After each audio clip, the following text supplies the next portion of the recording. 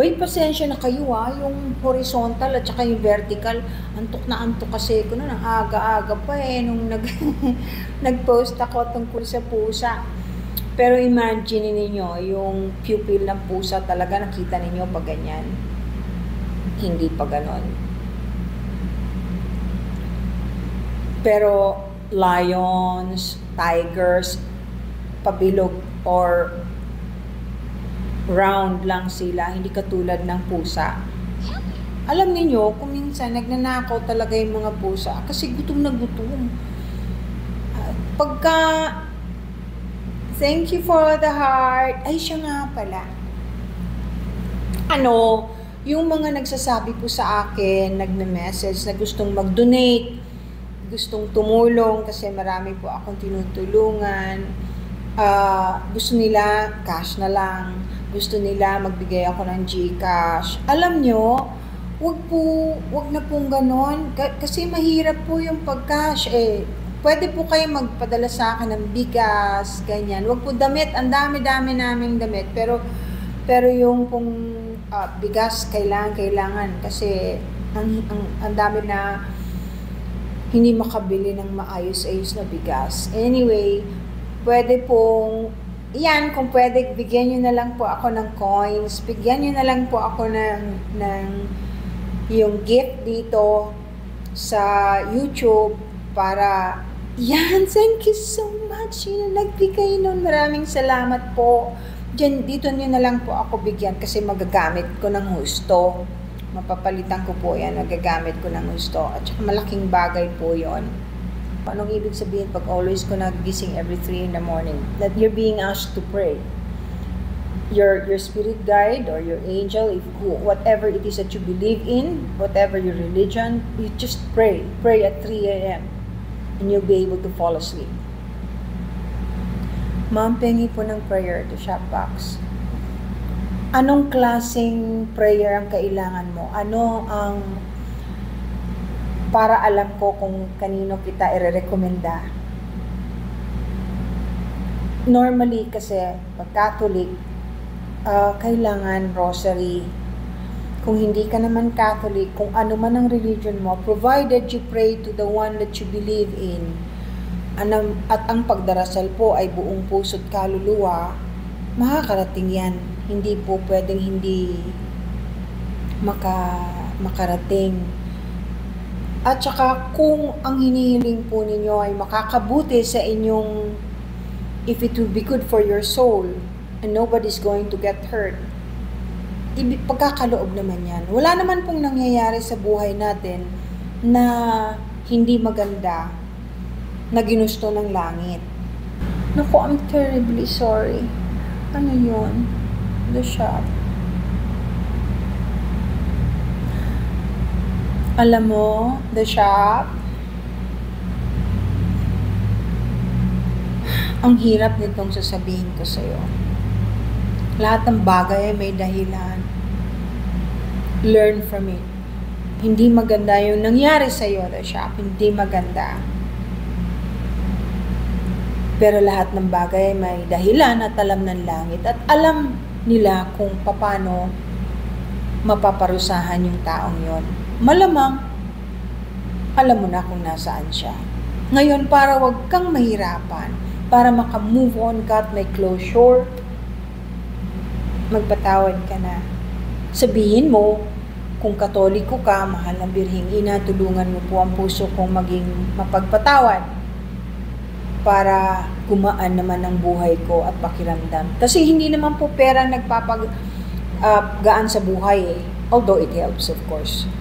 Pero yung sabihin mong masaya ka, kahit po gaano karami yung pera mo, nakita mo yung mga nangyayari dyan sa iba, ang yayaman, pero ang papangit ng nangyayari sa buhay at napaka-horrific ng pagkamatay. So, the shop, I'll pray for you. Pero you forgive. You forgive. It's for your own good. It's for your soul. Okay? The shop, I'm sending you my love.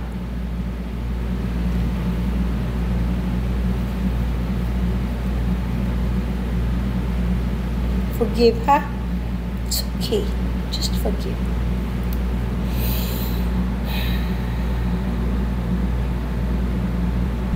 Maniwala po kayo sa hindi, tumatalabang dasal. Lahat kayo, thank you for the heart. Lahat kayo po pinagdadasal ko. Kasi kailangan natin to take care of each other. Mahalaga po yon, energy po yon. Ang love and prayers are the strongest energy. Talo niya ng fear, talo ang hate. Good energy po yan. Depende yun sa relationship ninyo dun sa dinadasalan ninyo. Pero dapat pag nagdadasal kayo, magalang kayo sa dinadasalan ninyo. Diyos ko, sorry pero yung nakikita ko sa Catholic Church, I'm terribly sorry to say this because hindi ganyan yung inabot ko eh. Ngayon, yung mga babae sa simbahan, nakalabas yung puso, nakashort. May edad na, nakashort pa rin. I mean, tapos nagtataka kayo, ba't hindi sinasagot yung inyong panalangin? Igalang niyo bahay ng Diyos Ama, ang simbahan. Hindi po pwedeng, hindi bali pong gula-gulanet ang damit ninyo kung kayo'y pobre at nakapaa. Huwag lang po yung kita na yung singit, kita na yung pusod, kita na po yung kaluluwa. Hindi talaga maganda. Kailangan igalang ninyo ang Diyos. I'm not preaching. Ito po, common sense. Kasi kahit po teacher ninyo ang pupuntahan ninyo o kaya principal, kung may appointment kayo, hindi kayo pupunta nang nakabra lang kayo. Hindi po ba? Ganun din po sa pagdadasal. Kung magdadasal kayo, kung nasa kwarto na kayo bago matulog at nakashort, takpan nyo lang po ng kumot ang inyong mga hita at saka yung inyong dibdib, saka po kayo manalangin. Para po makarating. Tapos huwag po magdadasal ng nakahiga. Kasi pwera na lang kung mamamatay na kayo o may sakit na malala.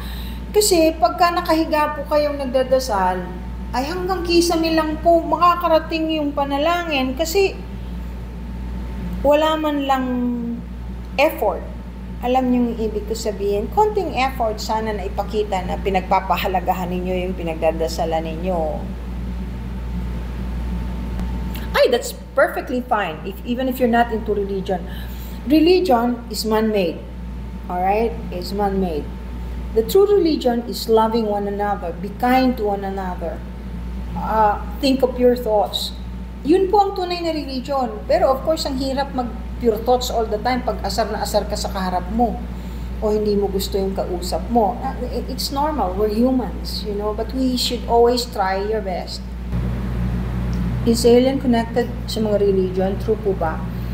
Aliens didn't have anything to do with religion. It's absolutely man-made, ang religion. Kaya nga hindi dapat yan pinag-aawayan eh. Kasi lahat ng religions may magagandang bagay na pwedeng pulutin. You cannot, and we should not be condemning each other. Kanya-kanyang beliefs. For as long as your heart is pure, for as long as palagi ko yun inuulit, hindi kayo gumagawa ng masama. Hindi kayo nananakit ng kapwa. Hindi kayo nananakit ng hayop.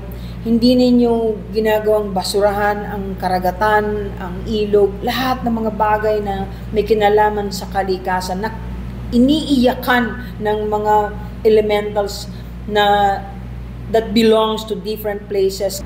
Ay naku, hindi! Walang kinalaman ang, sabi ko nga sa inyo ito ulitin ko na naman, hindi ko pagsasawa ang ituro ito sa inyo. Kahit po anong religion ninyo, kahit araw-araw kayong sumasamba o nagdadasal, kung pag-uwi ninyo, malupit kayo sa anak ninyo, sa asawa ninyo, kung nangre-rape kayo, nagnanakaw kayo para may pangsugal, kung may itim ang puso ninyo at wala ka nang iniisip kundi mambastos o manglamang, hindi ka pa rin maliligtas. Hindi pa rin. Kombinasyon yan. Magdadasal ka ng tama.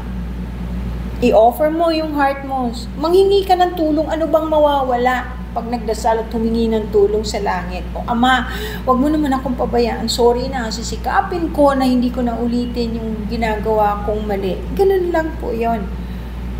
Tapos sikapin nyo siyempre na huwag niyong gawin uli yung masama. Kasi walang bagay na mali o masama na hindi pinagbabayaran, maniwala kayo sa akin. So walang kinalaman ng religion. The best religion is love. You love one another, have a pure heart, think of pure thoughts. Yung Secrets of Fatima, how can you not believe it? There's so many proofs. So many proofs. Pero hindi lahat ng milagro ay totoo. Homosexuality muna. Okay. Alam ninyo, wala akong karapatang manghusga pagdating sa mga bagay na yan. Ang alam ko lang, basta wala kang ginagawang masama, hindi ka nananakit ng kapwa, hindi ka malupit sa hayop, hindi ka naninira, mabuti kang tao, tanggap ka ng langit. Kung ano man ang kasalanan mo, kayo ng Panginoon mo ang mag-uusap tungkol dyan para malaman mo kung ano ang dapat mong gawin at kung paano mo mapagbabayaran kung may kamalian man. Alam nyo, makakatulong sa inyo ng husto kung meron kayong crystals. Crystals, napaka-importante. Maraming klase ng crystals. Kailangan nyo ng pwedeng crystals na pang-grounding, crystals na protection, crystal na pang makatulong sa inyo para makapag-astral. Ako, ang importante sa akin, yung totoo yung crystals na binibili ko. Kasi yung mga crystals po, ang dami ng fake. Mag-iingat kayo. Resin po, ang dali-daling gawin na yan ngayon. Ang dami ng mahusay, ang lalaki. Kaya mura, kasi fake. Hindi naman lahat ng tao marunong tumingin at marunong dumama. Ako po, kahit nalalaman ko po yan pag hawak ko. And there are other means. Meron po kasing maayos talaga na nagtitinda ng kristal.